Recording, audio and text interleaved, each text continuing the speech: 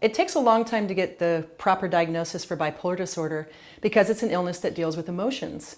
And so how do people know to tell the difference between, oh, she's just being difficult, or it actually is a mood swing, or she's just a melancholy person versus it's an actual illness?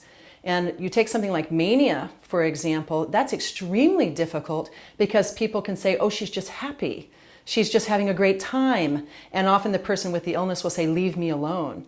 And usually the statistic of it taking 7 years for someone to get a proper diagnosis has to do with the second form of bipolar disorder, which is called bipolar 2.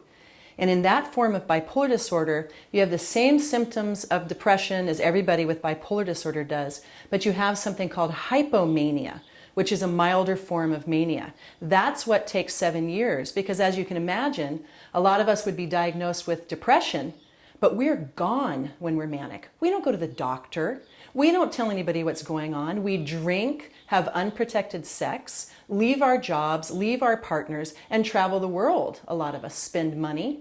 And then when we come back, people will go, what was wrong with her? As though we just went off on this little, mind-bending, crazy jaunt. But that's the part of the illness that's so hard to diagnose.